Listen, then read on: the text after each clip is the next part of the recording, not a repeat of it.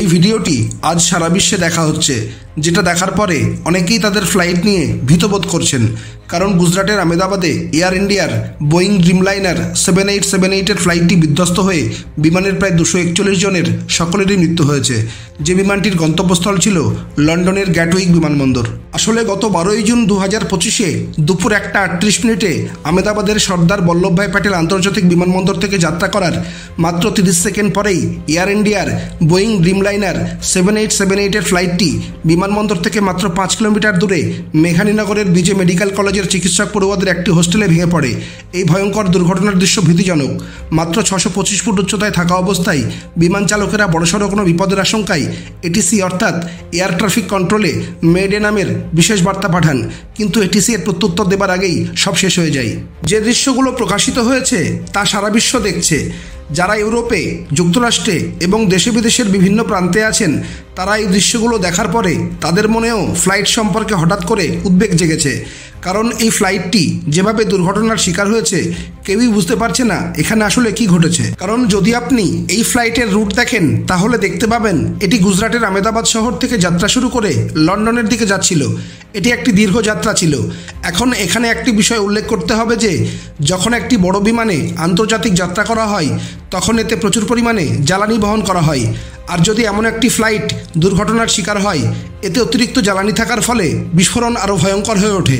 তাই এখন আপনি যে ভিডিওগুলো দেখছেন তাতে দেখতে পাচ্ছেন যে বিমানটি ধ্বংস হবার সঙ্গে সঙ্গেই বীভৎস আগুনের শিখা অনেক উঁচু পর্যন্ত উঠে গেছে এবং চারিদিকে কালো ধোঁয়াতে ঢেকে গেছে। কারণ এই আন্তর্জাতিক ফ্লাইটটি প্রায় 1.25 লক্ষ লিটার জ্বালানি নিয়ে উড়ে যাচ্ছিল। আর এয়ার ইন্ডিয়ার এই বোয়িং ড্রিমলাইনার 7878 ফ্লাইটটি এত দাহ্য জ্বালানি বহন করার কারণে বিস্ফোরণের তীব্রতা মারাত্মক আকার ধারণ করে এবং এই বিমানে থাকা 230 জন যাত্রী, 2 জন পাইলট এবং 10 জন ক্রু সদস্য মিলিয়ে প্রায় 242 জনের সকলেরই এই প্রচণ্ড তাপ ও আগুনে ঝলসে মৃত্যু হয়েছে বলে আশঙ্কা করা হয়। যদিও পরে জানা যায় যে বিশ্বাস কুমার রমেশ নামে একমাত্র একজন যাত্রী অলৌকিকভাবে বেঁচে গিয়েছেন। তিনি ইকোনমি ক্লাসের 11 নম্বর সিটে বসেছিলেন, আর এই সিটটি বিমানের এমার্জেন্সি এক্সিটের পিছনে ছিল বলেই হয়তো তিনি উপস্থিত বুদ্ধি এবং সৌভাগ্যের দৌলতে বিমানটি ভেঙে পড়ার সময় ছিটকে বেরিয়ে গিয়ে একটি জলাশয়ের ধারে পড়ে গিয়ে প্রাণে বেঁচে যান। পরে উদ্ধারকারী দল তাকে উদ্ধার করে, যদিও তিনি পায়ে হেঁটেই অ্যাম্বুলেন্সে ওঠেন। শরীরের বেশ কিছু জায়গায় আঘাত পাওয়ায় তিনি বর্তমানে হাসপাতালে চিকিৎসাধীন। তবে আরও যেটা উদ্বেগের বিষয় সেটা হলো এই বিমানটি যে বিল্ডিংয়ের ছাদে ভেঙে পড়ে সেটা বিজে মেডিকেল কলেজের চিকিৎসক পড়ুয়াদের একটি হোস্টেল। এখানে বসবাসকারী প্রায় 100 জন ডাক্তারি পড়ুয়া, যারা দুর্ঘটনার সময় হয়তো দুপুরের খাবার খাচ্ছিলেন অথবা বিশ্রাম নিচ্ছিলেন, তারা হয় নিহত হয়েছেন আর না হয় গুরুতরভাবে আহত হয়েছেন। তাছাড়া এই বিমান বিধ্বস্তের ঘটনাটি জনবহুল এলাকাতে হওয়ার ফলে মৃতের সংখ্যা আরও বাড়তে পারে। এটি একটি মর্মান্তিক ঘটনা। এখন প্রশ্ন হলো যে 8 ঘন্টারও বেশি বিমান চালানোর অভিজ্ঞতা থাকা পাইলটদের কেউই বুঝতে পারলেন না কিভাবে হঠাৎ এই বিমানটি ছোট দূরত্ব পার করে দুর্ঘটনার শিকার হলো। তাহলে কি সব কিছুই তাদের নাগালের বাইরে ছিল? ইঞ্জিনে কি কোনো ত্রুটি ছিল? কেউ কেউ বলছেন এটি অন্তর্ঘাত হতে পারে বা কোনো ষড়যন্ত্র হয়েছে। আবার পাখির সাথে ধাক্কা লেগেও দুর্ঘটনা হয়ে থাকতে পারে বলেও অনুমান করা হচ্ছে। আমি বলবো এখনই এ সম্পর্কে অনুমান না করাই ভালো। ব্ল্যাক বক্সের বিশদ বিবরণ থেকেই শীঘ্রই আমরা জানতে পারবো এখানে কি ঘটেছিল। আরও দুঃখজনক বিষয় হলো এই বিমানে মোট 242 জন যাত্রী ছিলেন, যারা বিভিন্ন দেশের নাগরিক।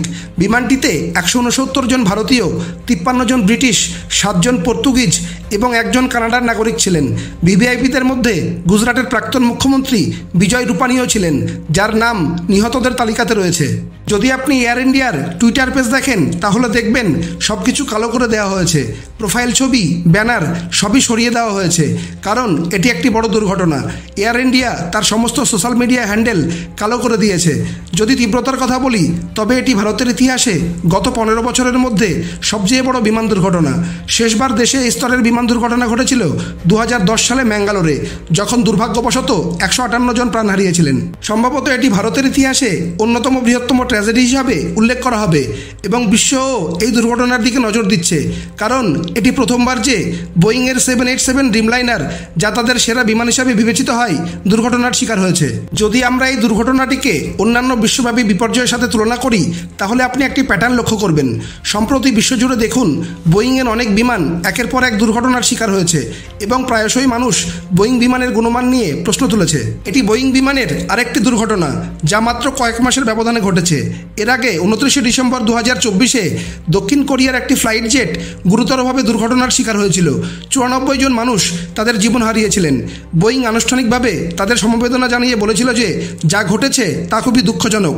এখনও পর্যন্ত এই ফ্লাইটের দুর্ঘটনার প্রকৃত কারণ প্রকাশ করা হয়নি। এটি কোনো ছোট বিষয় নয় যে মাত্র কয়েক মাসের মধ্যে দুটি বড় ফ্লাইট, একটি দক্ষিণ কোরিয়ার ফ্লাইট এবং এখন একটি ভারতীয় ফ্লাইট দুর্ঘটনার শিকার হয়েছে এবং এখানে অনেক মানুষ তাদের জীবন হারিয়েছেন। যাই হোক, আমরা বড়সড় কোনো বিমান দুর্ঘটনার খবর শুনলেই মেডে, ব্ল্যাক বক্স, এটিসি এই কথাগুলি বারবার শুনতে পাই। এখন যদি আপনারা এই বিমান দুর্ঘটনার সাথে সম্পর্কিত কথাগুলি সম্পর্কে বিস্তারিত ভিডিও চান তাহলে কমেন্টে জানান। আর এই ভিডিওর দেওয়া তথ্যগুলি যদি আপনাদের সমৃদ্ধ করে থাকে তাহলে ভিডিওটি অবশ্যই লাইক ও শেয়ার করুন এবং বেঙ্গলি ডকুমেন্টারি স্পিকার ইউটিউব চ্যানেলটিকে সাবস্ক্রাইব করে পাশে থাকা বেল আইকনটি প্রেস করুন যাতে পরবর্তী সমস্ত ভিডিওর নোটিফিকেশন আপনার কাছে পৌঁছে যায়। ভিডিওটি সম্পূর্ণ দেখার জন্য ধন্যবাদ।